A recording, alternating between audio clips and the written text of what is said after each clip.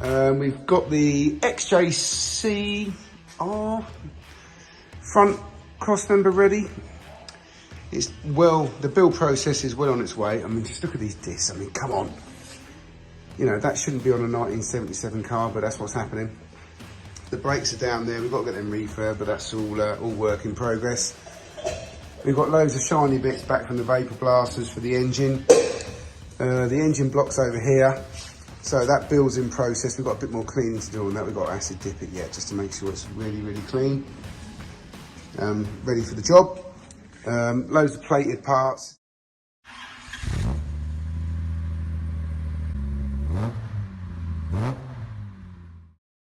So welcome back to Tom Lentful's workshop, and this time we're going to be updating about the engine and some other bits that Tom's been up to and the team. Last time we saw this engine, it was just on the engine block, ready to be done, wasn't it, Tom?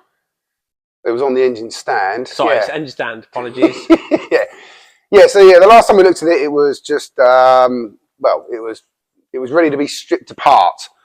Everything then needs to be cleaned and vapor blasted and painted and look pretty. But it's not just an exercise in making it look, making it look nice. We've taken everything apart internally. We've honed the bores. We've put new piston rings. The pistons are in good condition. We've polished the crank. We've balanced the crank with the flywheel and the crankshaft pulley and all that sort of stuff. New timing chains, tensioners, guides. The cylinder heads have all been stripped down. New valves, and then we've re-shimmed it all, and everything's all been plated to look nice.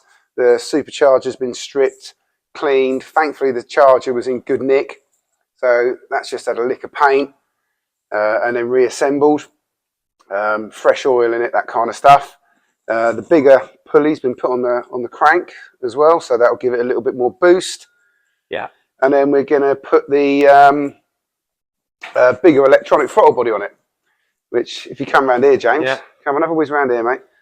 So that's the back of the charger. So on the back of there, we've got an adapter plate that's going to go on, and then we're going to have an electronic throttle body rather than the old cable run throttle body. So that's going to make it's just going to make it more drivable and easier to drive. These have got an inherent issue where the throttle drags, doesn't fully return, so they suffer from high idle problems, which you can fix on a standard car, but as soon as you start trying to get a little bit more performance out of it, it makes it harder, and you lift off the throttle, and they tend to stick at 11, 12, 1300 RPM, and it's a bit... Is there a reason for that, or is it just... Yeah, I mean, so what we used to do back in the day, gosh, there was Jaguar technical bulletins, and we used to take the throttle off, and then we put a stiffer spring on it. The standard throttle body was on a return spring. When the throttle body got a little bit of carbon on it and stuff like that, then the throttle spring wouldn't be strong enough to return it.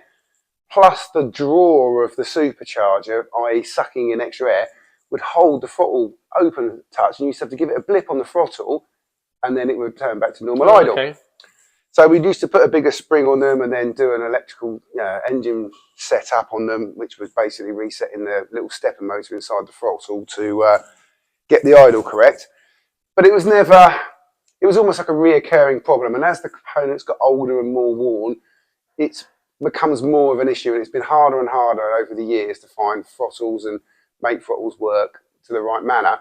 Either that, or you have to put such a strong spring on it that, even pushing the throttle down was so heavy, it wasn't really, the feel wasn't right. So, electronic throttle body, because that just makes it easier. Is that a Jaguar part that was using another alternative car? Yeah, it is actually. Yeah, it's a 4.2 XKR throttle body, Bosch one. For a 150 or a 100? Or does it matter? A 100 4.2. Okay. Yeah.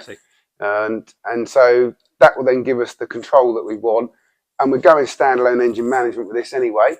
You're going Emerald or Emerald? Yeah, Emerald, good old Emerald. Yeah, so we're going to use Emerald. And then what else? I've had the fuel injectors cleaned and modified the fuel rails ever so slightly so that we can get the fuel delivery right. So the idea is this will be finished next week. It'll be finished as a done project. The cam covers are all being painted at the moment, so they look nice. Yeah, and then this will this will go into our stores out of the way, and then we're going to continue finishing off the front axle and the brakes. And I've got the rear axle bits down here, so the diff's back, so the diff's been built, got all the lower arms, the cage. I've got all the brakes now, so then we'll build all of that up so that they're all ready and completed and ready to go. And then at that point, we'll bring the car in, take the engine and all of the engine bay components out. Once they're all out, then we'll sand down the engine bay and we'll give that a fresh lick of paint just because I want it to look nice. You're going to go black or red? Well, no, the car's red. So you go red? Yeah. No, it'll just, we'll just paint it red. Yeah. And then we'll just detail all of the rest of the engine bay components, put all that back in, drop this in with a manual gearbox, 5-speed Getrag, 290. I've got a clutch for it, so I've got quite a nice clutch for it. And then I'm hoping, gosh, here we are, 360 to 380. Yeah, that'll be good. Something like that. Yeah. Can't remember off the top of my head what sort of torque figures we're going to get out of it, but the torque on these is quite good. You know, I think we'll, we should be up to sort of like 450 Newton meters of torque-ish, around that sort of mark. It'll just make it really, really drivable. So, but yeah, so if you look at the front axle over here, that is pretty much done. It's got the big. I love these discs. About to say, the first thing you notice when you look at it is the size of these discs. Yeah, the discs. They're huge. Yeah, I know, but they're not. They're 355, which is what goes on an X100. So I'm using X100 Brembo calipers.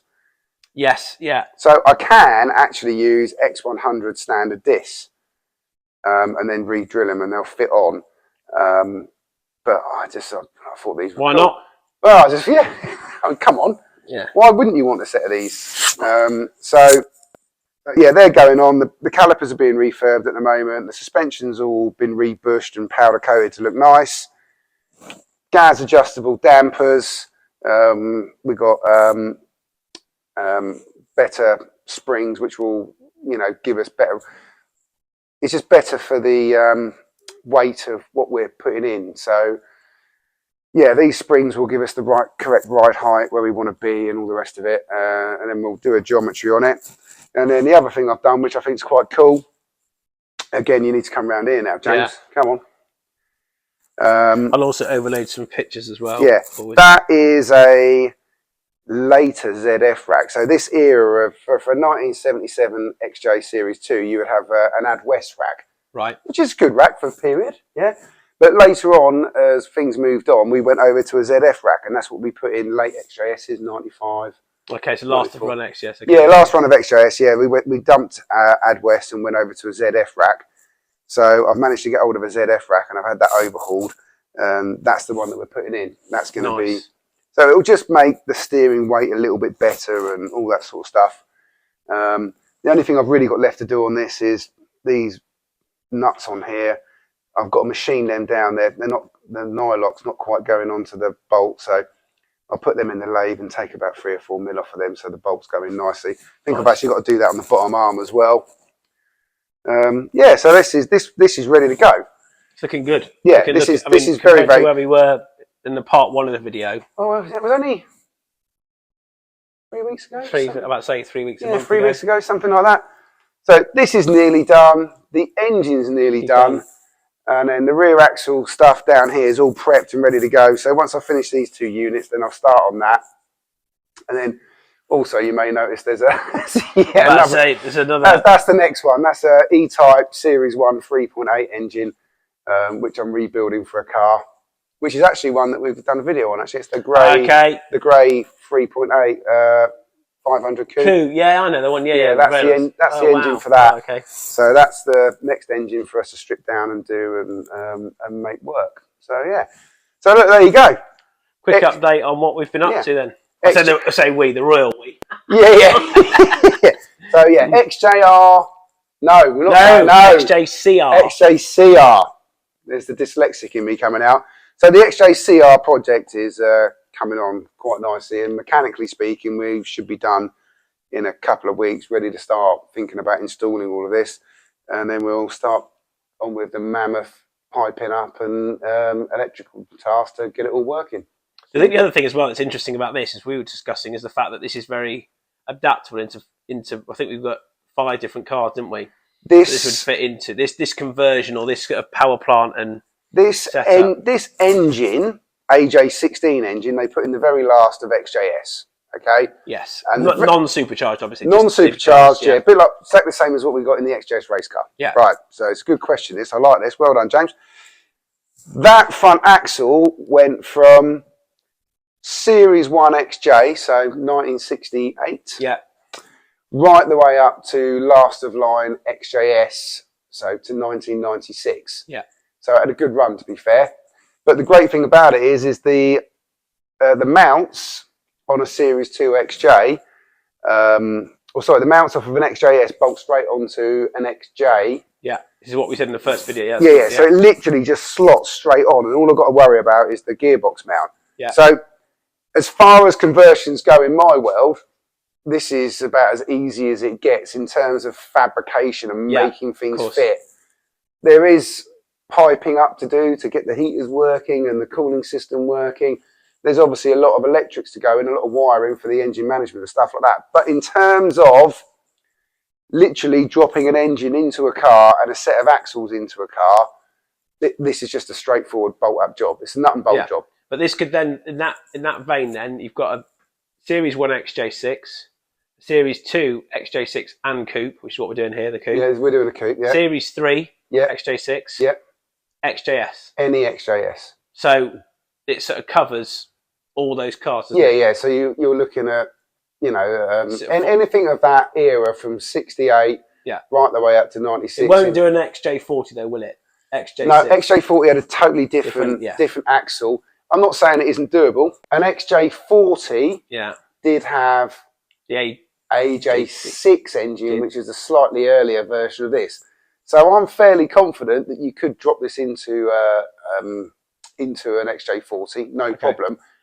Where it would get more complicated is the electronics on an XJ40 were a little bit more cleverer in terms of modules and stuff like that and flashy lights on the dash. Yeah. So yeah, it's still very doable on that car, but more complicated electrically. Whereas doing it to the cars that we're intending to focus on, i.e. Series 1, 2, 3 XJs and XJSs, the electrical challenge is a lot less. Yeah. I wanted to do something that was cost effective is probably not the right word because it's still an expensive project, but we've been showing you guys a lot of V12s of late, and V12 engines are not cheap to repair. So for the price of rebuilding a V12 engine and putting the fuel injection on like we do, you can go out and buy all of this stuff, overhaul it, repair it, and get it in the car for the price of what it would cost you just to do the engine on a V12. So it's a cheaper route to getting similar, if not better, performance. And reliability, I suppose. Yeah. Well, we're actually, once this is done, once it's all dynoed and that, we'll take it to a few car shows, show it around. Yeah. But we will also be doing some back-to-back testing with the V12.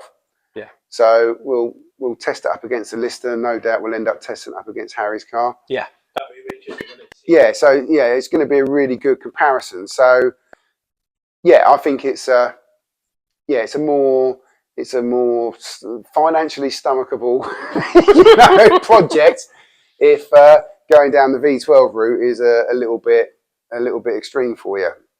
So, but please don't think this is not a 2-3 grand project. This is still quite an expensive project. No, I can imagine, but it'd be interesting to see how it comes out, wouldn't it? And what the feedback is on it. Yeah. I'm fairly confident the feedback's going to be good. Like I said, I haven't actually driven one. I've never driven an older car with this power plant in. Yeah, I've driven XJRs with this power plant in and a manual gearbox. Auto Alex. Auto Alex's, yeah. So I'm really, really, really keen to see what it's like in this format in an older car.